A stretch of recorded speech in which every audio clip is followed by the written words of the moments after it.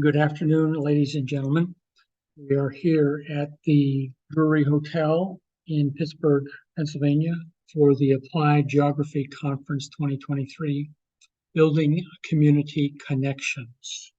Our presentation today is a solution to the OMB recognized geographic need, a territorially exhaustive classification that covers all of the United States and Puerto Rico, using state-determined substate districts. The Metropolitan and Micropolitan Statistical Area Standards Review Committee reported to OMB in August of 2019, one after they had reviewed the criteria for metropolitan and micropolitan statistical areas, that another method of delineating territory was required.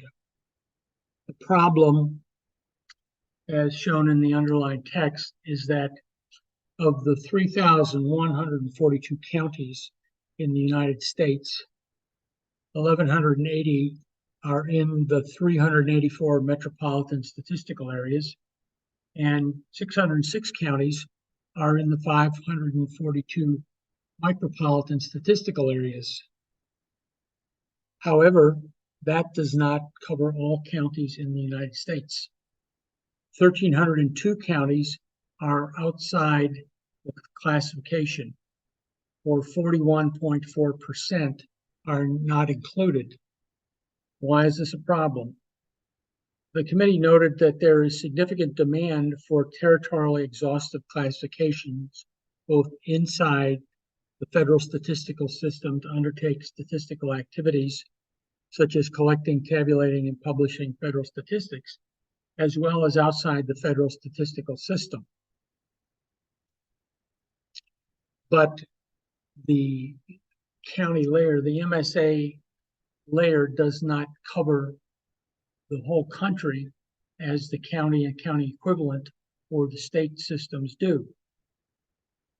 The second paragraph ends saying, research should examine the development of a standard set of areas that accounts for all territory and population and considers metropolitan, micropolitan statistical areas.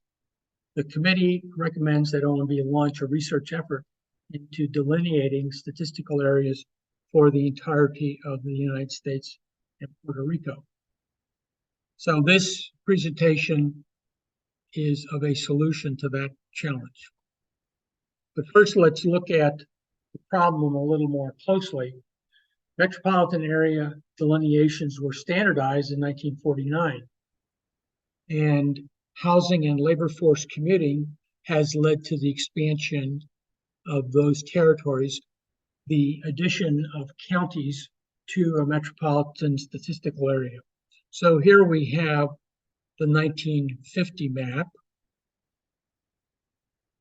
Here is 1960. There's been growth. 1970, 1980,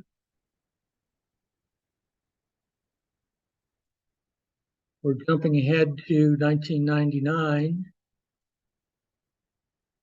I couldn't find a map for 1990. Here we have the 2009. And there's the March 2020 mapping. So what's missing? Well, in 2003, this map shows the non-metro counties that were not part of this layer. So you're either metropolitan or micropolitan, or you're just a single county, which is a disadvantage in this area of community development. 2013, here's the map. The non-metro counties at this point, 2013, were 1,900.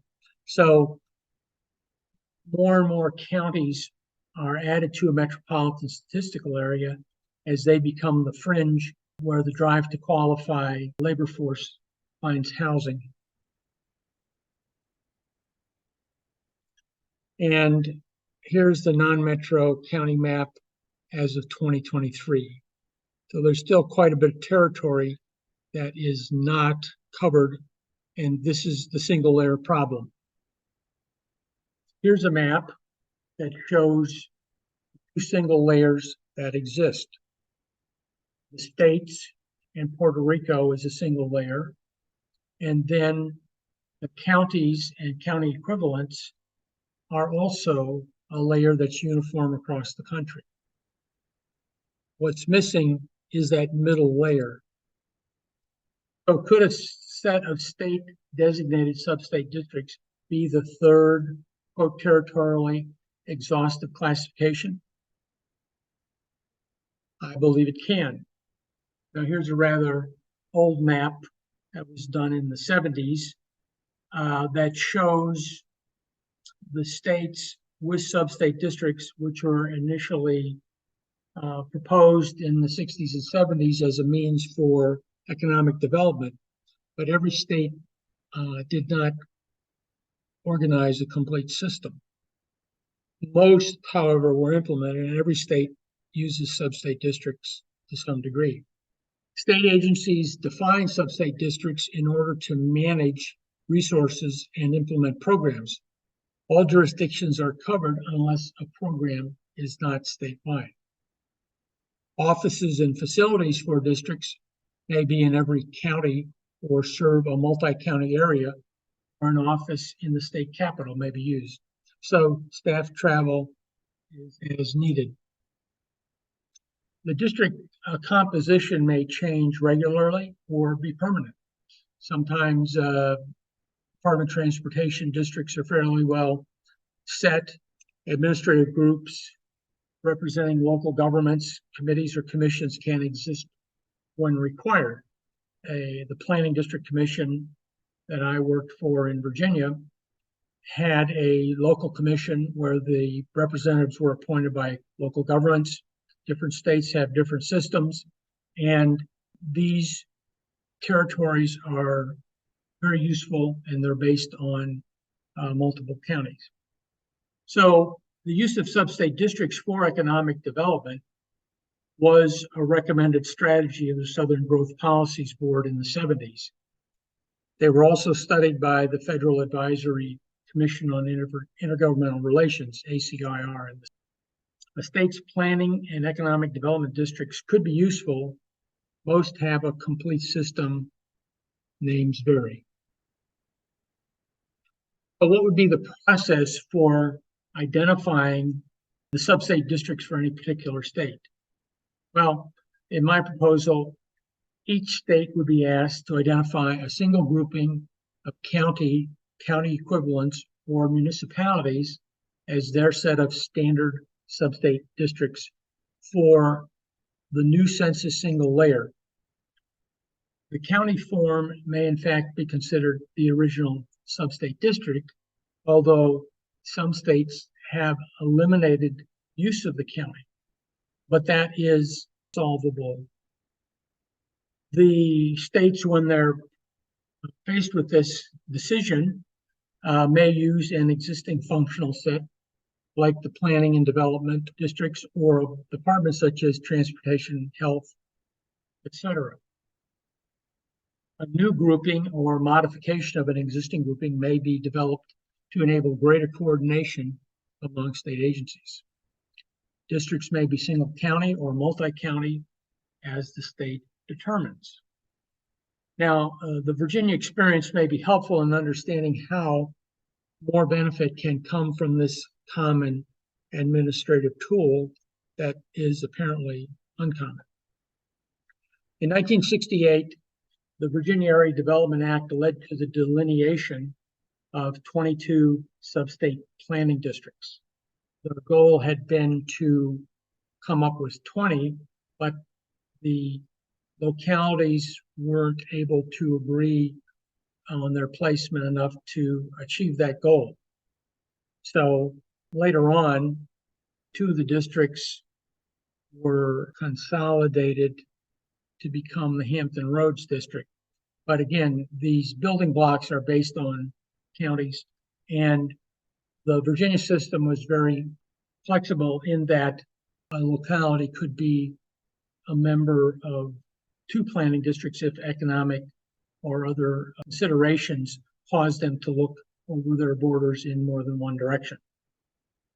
What was key in Virginia is that in 1972, Governor Leonard Holton had an executive order number 15 that said any state agency using substate districts were to use the 22 planning districts that had been identified or multiples thereof.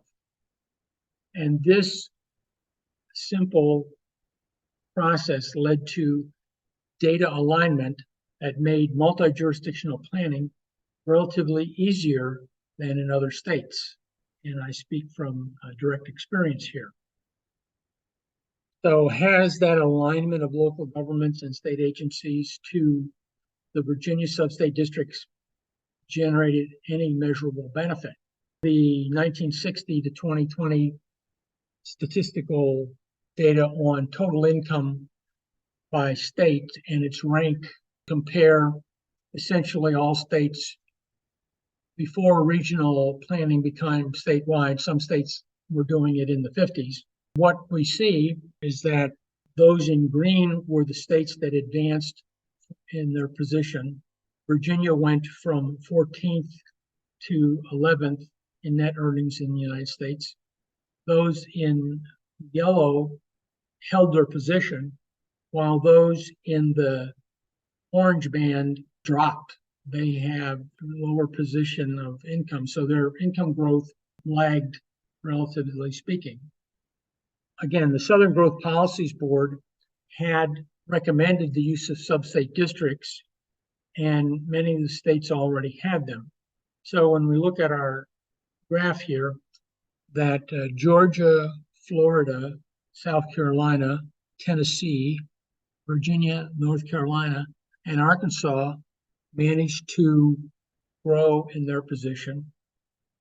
And not all of the Southern Growth Policy Board states did so, however. So some lost ground. So the alignment of the districts is not a guarantee of success, because in many other states, they're working from a lower base, or as far as I can determine, no other state did what Virginia did. Again, the alignment of agencies to the planning districts only occurred in Virginia. It had been a vision in the Metropolitan Study Commission, but it had to be implemented by a governor's executive order.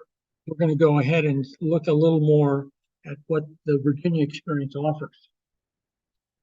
So I would say, the substate district is a basic public administration tool for state agencies. They've been in place probably since the states were created, and very often the county was the original substate district. Elected officials for the state houses came from counties. In Virginia, prior to the 1972 alignment of state agency substate districts to the 22 planning districts, there were 350 to 400 state agency district variations. So a gentleman named Stan Kidwell, a mentor of mine who worked for the state and was brought in to help implement this, went around and collected all this data. The agencies then had to move toward this alignment. For this to be achieved, the governor's leadership was vital. Agencies tend to like their boundaries, and new political appointees would often try to change them for a time. They eventually return to the standard. The alignment of data is beneficial not just to local government leaders, but to business people, educators, and citizens who meet on various issues within the same geographic district for long-term planning, whether it's education, environmental quality, recreation. Again, the state agencies can work with their counties in a group and adapt to the scale of movement that's come about as a consequence of suburbanization, exurban development, and long commutes. Where the county was once a region where people concentrated. Very often people live in one county, work in another one, recreated in a third. So the world has become regional thanks to the automobile and the dispersion of population that occurred beginning in the 1950s. My point is that being in Virginia and seeing this great advantage of aligned data, it's not available in other states. Short story, in the 1990s, as we were looking at our relationship in the Northern Shenandoah Valley with West Virginia and Maryland and Pennsylvania, I called the state office of the Map and Data Center, which was the Employment Commission, and I asked for the regional FIPS codes of the other states. And I was told there is no such thing as a regional FIPS code. It's just that the planning district system and numbering enables Virginia data to be aggregated and that number used as a FIPS code. But there is no process that's set in place. So in the 90s, as we began to look more at our relationship for regional economics, it became my mission to find a means of getting this data. Where I lived in Front Royal made it possible to get to many meetings at Brookings and the Washington Metropolitan area. Federal agency people said, yeah, we need something like that, but it's impossible. Can't be done. So what are the opportunities? The review committee wants all metropolitan and micropolitan areas to be reflected in the same system. There's one problem here, and that is the census and geographic units use alphabetic order FIPS codes assigned for each type of geography. That would be clumsy as substate districts are stable and the MSAs change, as we saw in the earlier maps. As a metropolitan area has extended commuting and housing needs, it grows, counties are added and added and added. And so you can't do any time series analysis over this changing geography. Now, the use of a geocode system would enable substate districts to add or subtract counties or districts within and across state boundaries to delineate the MSAs, and a geocode system supplements existing alphabetic data. In 2013, with the Applied Geography group, I published a prototype global coding of political geographies for library and data management use. And that paper is available, and I'd be happy to send it to anybody who would email me. Now, this geographic framework would be a benefit to any multi-jurisdictional group, whether it's private, for-profit, nonprofit, or recreational, with an opportunity to use public data better and to supplement the census data, which is generally done the decennial benchmark, but then in between it, you don't know what's going on. Are we growing? Are we declining?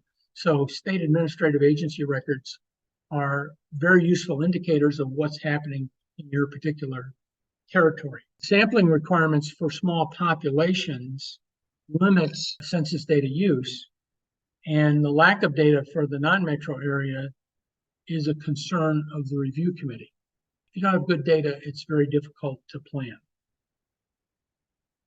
So just to demonstrate the problem of the alphabetic FIPS code, here is at the state level, Alaska, Alabama, Arizona, and Arkansas. Little geographic information is present here, and it's only randomly that names would be located one next to another. The alphabetic sort is critical. That's what computing could basically do in the 60s. And so the FIPS code, alphabetic coding, was done locality, states, and even the UN system is based on alphabetic codes. But we need more options now. The traditional data presentations don't reflect the dimensions of the neighborhood geography. What's going on in the counties next to us, the states next to us, what's going on, how do we fit in the bigger picture. So here are two examples, again, using the total income 1960 to 2020. The print's very small, but that's simply because of the amount of data we have into a small screen. So on the left, this is the FIPS code alphabetic order, Alabama to Wyoming. And you can guess probably by the length of the bar where California and New York and Texas are. And then on the right-hand side, we have the largest to smallest based on the factor being compared. Okay, so here we get California, which has had the greatest growth at the top, and Vermont at the bottom, perhaps useful data, but none of it is geographic. The alphabet is not telling you what's going on regionally. So here's another way to look at geocode-based numbering, adds the scales of the neighborhood and the regions. So here's the same data, and the Census Bureau had already divided the country into regions. The numbering that I use, north, south, east, and west. So we begin up at Maine with the number 1 and go down to the Atlantic seaboard and over to Texas. And then you have to jump to the Midwest and then to get to the West. So Census had a similar numbering system from the 60s, but they went to the Midwest before going to the South. So you have to make the jump at some point. There's so much north-south movement now along the I-95 corridor that this splitting the mid-Atlantic just doesn't make sense. So it's a very simple change should the census want to do that. But again, here we have the data in a regional context at the state level, and the same thing would be possible at the county level and the substate district level. How many states have substate districts? Well, they all have one system or another. Again, regional planning was promoted in the 50s and 60s as a means for economic development. Some states and local governments did not like the notion of regional planning. They thought it was maybe a plot to consolidate them and put them out of business, the way school districts have been consolidated. So there was some negative connotation of regional. There's also the Soviet influence. Stalin used regionalism to disrupt things. So regional has a positive reaction and a negative reaction. So over time, I've ended up on the substate district language as something that is neutral, and it also recognizes the fact that the states are very important regions. So the state is a region and the county is a region, but we don't think of them as that because they're states and they're counties. But they are political geographies that are governed and are important.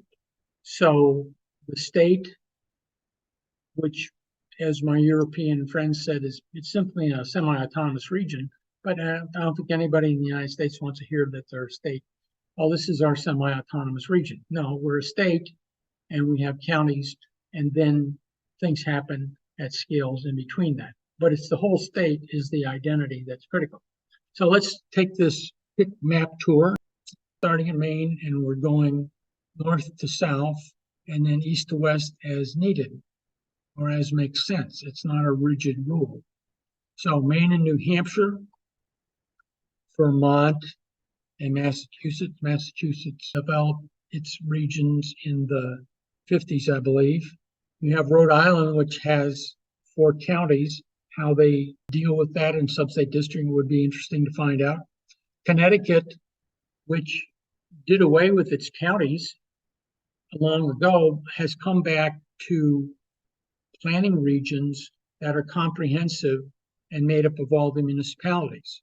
So the New England counties, or random use of it, in the past has been a problem, but that has been resolved. So the data is there, and the state has to be fairly manage its benefits for all the population there. So the governor, that's the governor's job, is to be now mostly the economic development director for the state.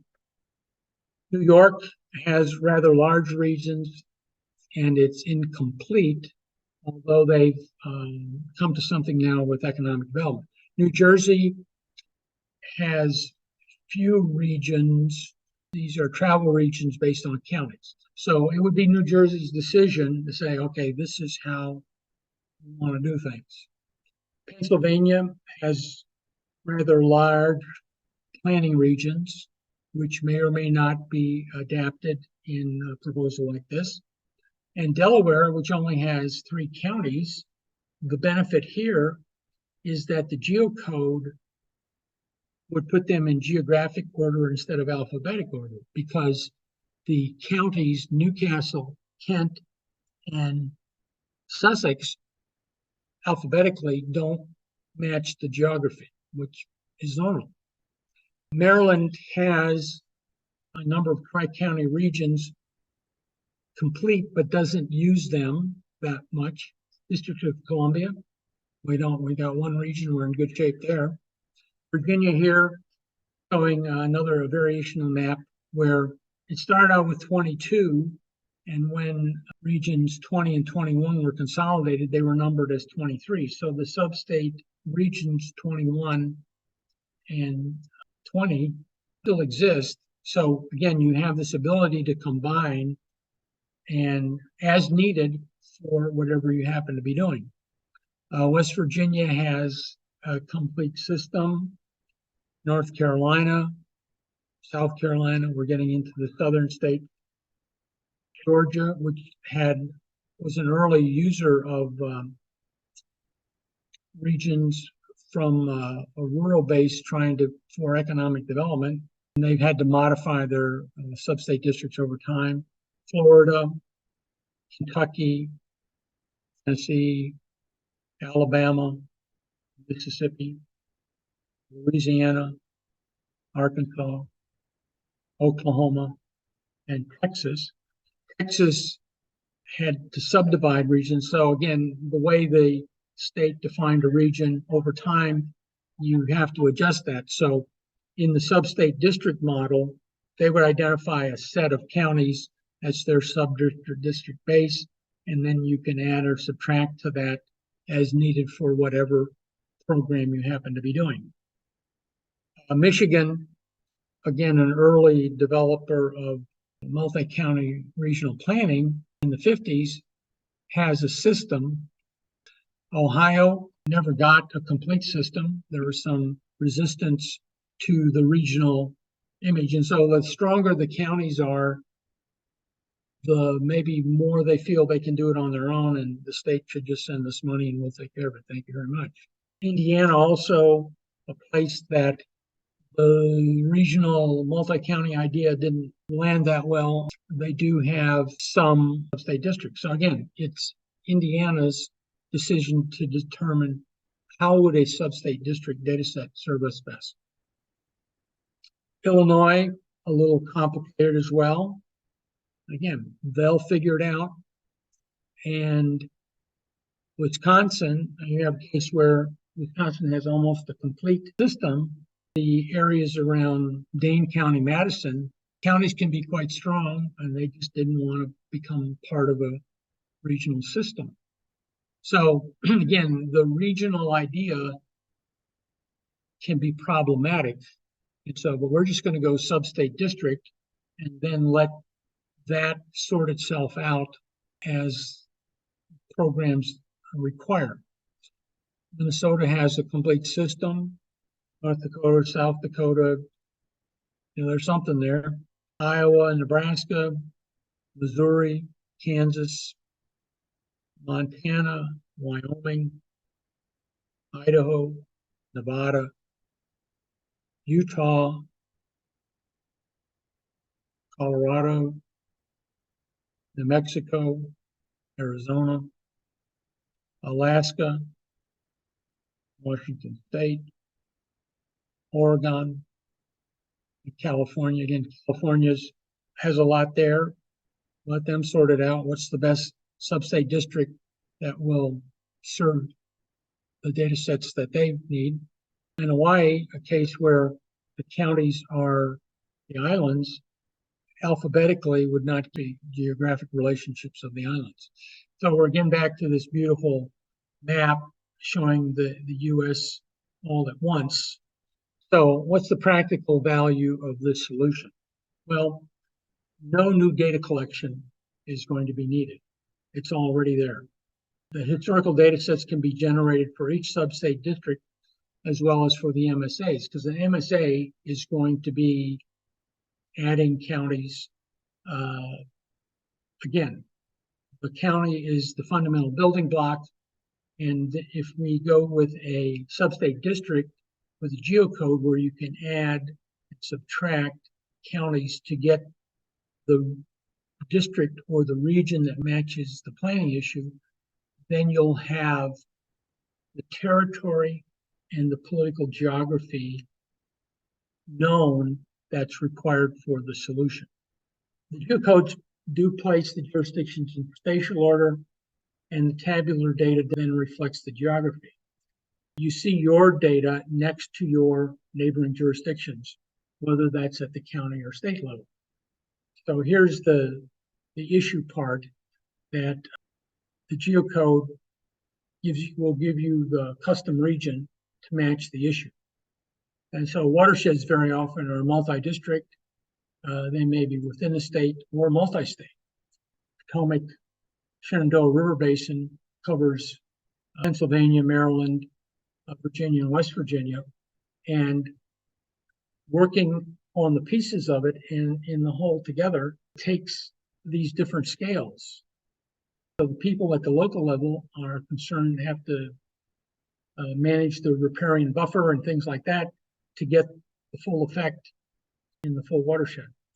Now, an interesting thing within a region, I think you'll find this relationship that your neighbors aren't necessarily your peers. The advanced cities and counties at the center of a metropolitan statistical area are very often not well informed by the problems that their ex-urban fringe or the recently added counties had of dealing with the more sophisticated problems of providing services to a varied population.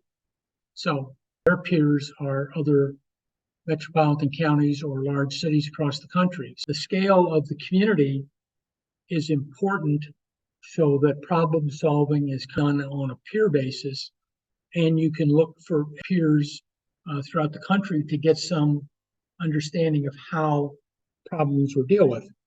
Now, the GIS tools work with these geographies once they're defined. And I'm going to end up here with a final example of a multi-state analysis. Today, with GIS, if you asked for all the counties along an interstate corridor, that could be probably easily generated. But if you asked for all the sub-state planning districts or planning regions along an interstate corridor, it would not be able to answer that question because the data set has not been created. GIS did not solve this problem, but again, if we can get together and create the data set for GIS, then all these tools will work quite well. We did a multi-state district analysis between 2005 on for the Mid-Atlantic region when we found out that Washington metropolitan area planning expected more employment to be added and an inadequate supply of housing, but that was supposed to be done by the communities outside the metropolitan planning area, which meant we would continue to be in the northern Shenandoah Valley, the bedroom, and we wouldn't be able to get that match of economic development. So you had a self-sustaining economy. So here we're going to show some different ways of looking at the data, looking at these big chunks, which are the sub-state regions in Pennsylvania, West Virginia, Virginia, Maryland, Delaware, and New Jersey. So here's 2005, the net population change. And here it is by percentage. So communities in yellow and lighter colors are more rural, more non-metro, and that population increase is a higher percentage impact. So they're more behind the ball in terms of keeping up services and facilities to match this population growth. Everybody wants to grow, but when the growth is from commuters who expect maybe higher levels of service than the rural community at one time provided, this creates a problem. So we want to see which districts are being impacted, and then the state can try to figure out, or the regions themselves can figure out, how do we deal with this? We do want to grow, but we don't have a lot of control over that growth.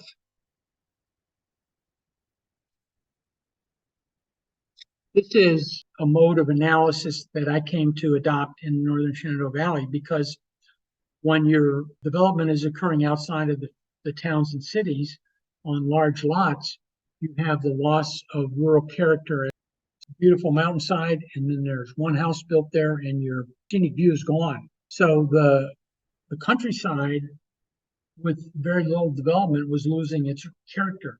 And we decided to measure this by looking at the growth in the build out in the various census tracts outside of the cities. So when you look at acres per dwelling unit, there's one view. But if other view shows where the real density is in the cities. People go to the ex-urban areas, they drive to qualify, it loses the rural character. So managing this takes a different kind of analysis.